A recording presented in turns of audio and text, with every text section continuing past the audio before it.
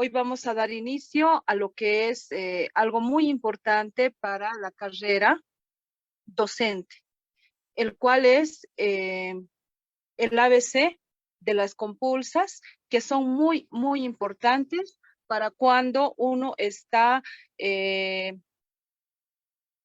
ejerciendo la profesión y por sobre todo es muy importante para ir y presentar todos nuestros méritos frente a una compulsa. Bien, en esta oportunidad vamos a dar inicio con lo que es el ABC de las compulsas en educación regular en el SEP, que básicamente es en el área primaria, secundaria, alternativa y especial, ¿sí? Por tanto, bueno, obviamente este ABC de las compulsas vino acerca de un comunicado que salió en el Ministerio de Educación, en el cual específicamente nos dice cuáles van a ser los procesos de compulsa, ¿ya? Y por sobre todo, indica que cada maestro que desee participar en una compulsa para un cargo en el SEP debe de inscribirse en una página del internet, llenar el formulario y por sobre todo, si es que ve alguna irregularidad, podría comunicarse para denunciar a los teléfonos correspondientes que están en pantalla, ¿no? Bien, vamos a dar inicio con lo que es la resolución ministerial número 0123/2023, que básicamente esto ha sido emitido en la ciudad de La Paz el 7 de febrero del 2023, que netamente nos habla de lo que es todo el proceso de compulsas en el subsistema de educación regular y subsistema de educación alternativa y especial que forman parte de lo del SEP. Bien, en una de las primeras partes importantes de lo que es este proceso de compulsas, tenemos en esta resolución en el artículo 1 la aprobación, pues lógicamente en el artículo 1 nos especifica el reglamento de selección y designación de maestras y maestros, personal docente y administrativo, lógicamente, en lo que es el servicio de los subsistemas de educación regular, alternativa y especial, que obviamente esto una vez aprobado tiene un carácter obligatorio.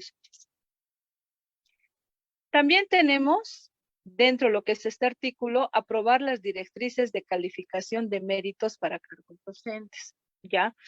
Tenemos acá también la de aprobar las fichas de selección y designación del cargo docente y administrativo dentro de lo que es el sistema de educación regular y subsistema de educación alternativa especial. Por otro lado, tenemos lo que es el artículo número 2, que netamente nos está especificando acerca de lo que son las responsabilidades. Y básicamente acá dice que el incumplimiento al presente reglamento genera responsabilidades de acuerdo a lo establecido en la ley 1178, que es la ley SAPCO, que es una ley de administración y control gubernamental emitido y enlazado con lo que es el decreto supremo 23318, ¿no? Entonces, que limita algunas acciones dentro de lo que es el reglamento de la carrera administrativa del Servicio de Educación Pública, ¿sí? Por tanto, es de carácter muy importante. Bueno, por otro lado tenemos lo que es el artículo 3, que nos habla de la publicación. Una vez publicado este instrumento, ya es de carácter obligatorio, ¿ya? ¿Por qué? Porque es una norma del Ministerio de Educación. Básicamente, en esta publicación autoriza a las direcciones generales de planificación a través de unidades ya del sistema y la publicación de este instrumento normativo en la página del Ministerio de Educación. Pues lógicamente cada año mejoran esta normativa, ¿no? Y en el artículo 4 es pues la abrogatoria, es decir, se va a abrogar la resolución ministerial 0071/2022 de enero del 2022. Lógicamente, la abrogamos al 100%. Por otro lado, tenemos lo que es el cumplimiento, que netamente nos especifica que el Ministerio de Educación ya y el Viceministerio de Educación Alternativa y Especial, a través de sus direcciones departamentales de educación y direcciones distritales educativas, quedan encargadas del cumplimiento y la difusión de la presente resolución ministerial, ¿sí? Entonces, es muy importante tomar en cuenta esto. Ahora, lógicamente, en esta resolución se ha abrogado en realidad el reglamento de compulsas del año pasado, ¿no? Y hoy por hoy estamos sometidos a lo que es el reglamento de selección y designación de maestras y maestros del personal administrativo y de servicio, dentro de lo que es el sistema de educación regular y subsistema de educación alternativa y especial. Pues, lógicamente, es de carácter obligatorio para esta gestión. En un capítulo número 1 nos habla de lo que son las disposiciones generales y básicamente podemos indicar que en el artículo 1 nos habla del objeto, ¿no? Y el objeto del presente reglamento es el de regular y transparentar la selección y designación de maestras y maestros y personal administrativo y de servicio de las unidades educativas, de los centros educativos, fiscales y de convenio. Lógicamente, dentro de lo que es el subsistema de educación regular y la educación alternativa y especial. Por otro lado, tenemos lo que es el artículo 2, que netamente nos habla de un ámbito de aplicación.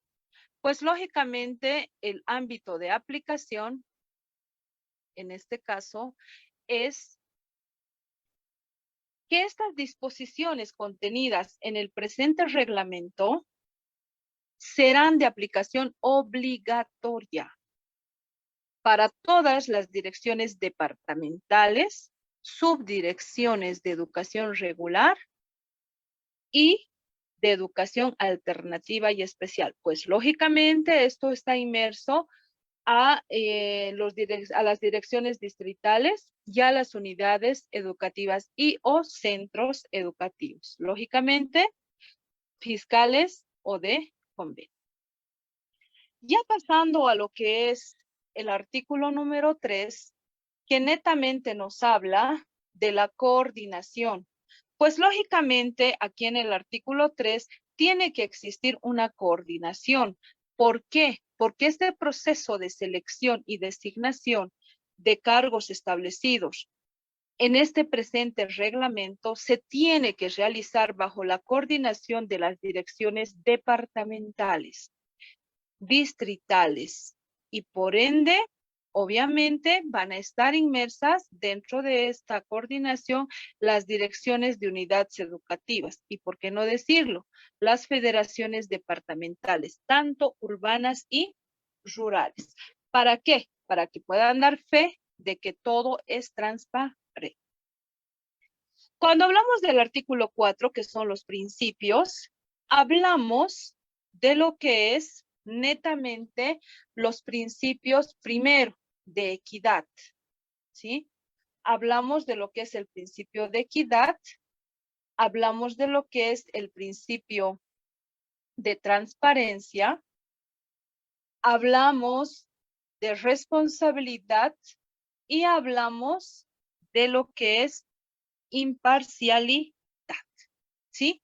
Por tanto, estos términos son muy importantes porque sí o sí debe haber equidad, debe haber igualdad de oportunidades y eso es una condición para que este reglamento se lleve a cabo, ¿sí?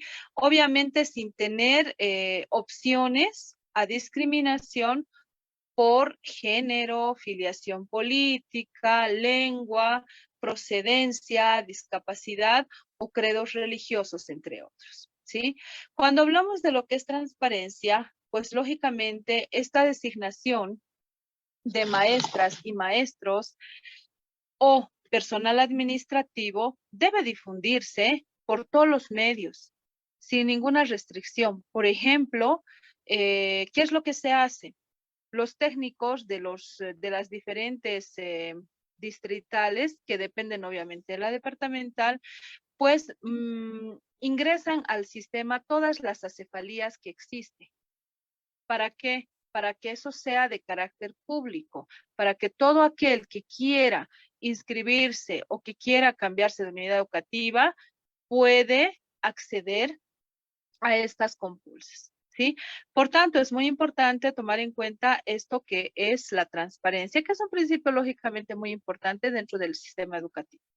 Por otro lado, tenemos la responsabilidad. Y esto también es un principio muy importante. ¿Por qué? Porque los integrantes de esta comisión calificadora deben regirse bajo valores y principios rectores. Obviamente, estos deben estar establecidos dentro de lo que es la constitución política del Estado. Y lógicamente, en lo que enmarca lo que es el reglamento, que hoy por hoy es el de reglamento de compulsos. Obviamente, de acuerdo a normativa vigente. Por otro lado, tenemos en el artículo número 5, ¿ya? Que básicamente nos habla del periodo de designación, que es muy importante saber desde qué fecha hasta qué fecha podemos acceder a las compulsas, ¿ya? Para la designación y movimiento del personal. Esto nos enmarca en el capítulo número 2. Ahora, ¿cuál es el periodo de designación?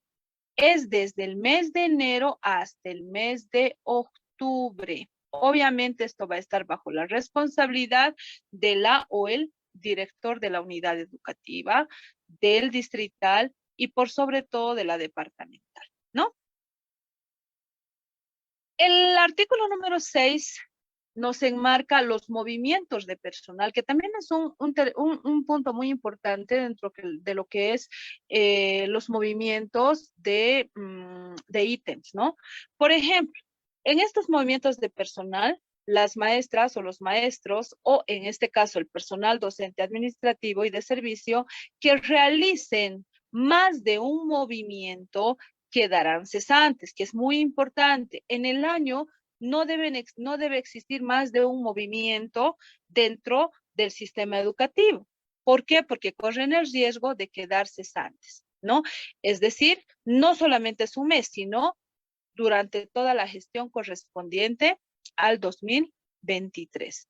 También es muy importante recalcar que los maestros y las maestras que se encuentren en función docente podrán realizar movimientos a ítems en acefalía en la misma u otra unidad educativa o distrito educativo. Primero, por la pertinencia académica hasta el mes de septiembre. Usualmente aquí lo que pasa es lo siguiente, que estos últimos años decían que solamente tenía que ser hasta el mes de marzo, abril, mayo, inclusive han dicho, ¿no? Y los mejores cargos a veces se dan a partir de agosto, septiembre. Entonces, aquí nos están abriendo, nos están dando luz verde para poder participar hasta el mes de septiembre. Obviamente, dentro de lo que es la presente gestión, ¿sí? Sin que haya un maestro tenido un doble movimiento, lógicamente, ¿no? También podemos recalcar que aquel maestro o maestra que puede realizar o realiza un movimiento a un ítem en acefalía, puede hacerlo por acercamiento a su domicilio o a su distrito educativo, ¿no? Obviamente esto va a estar previa solicitud de la o el interesado, ¿no? Que eso también es una norma básica para lo que es la resolución ministerial de 001/2023. ¿Qué es lo que ocurre? Ocurre de que los maestros que están en función docente pueden realizar movimientos a ítems en acefalía. ¿Por qué? Por acercamiento, ¿no? De una unidad a otra o de un distrito a otro. Obviamente tienen que eh, mm, presentar una solicitud de acercamiento y demás, ¿no? Conforme a la norma establecida. Que eso también es muy importante recalcarlo, ¿no? Y es muy importante saber. Con respecto a las horas acúmulo, podemos indicar de que las horas acúmulo es el cúmulo o el acúmulo de horas que consiste en el desempeño de un cargo principal y de otro cargo docente. Obviamente, para estas horas acúmulo se debe respetar el área.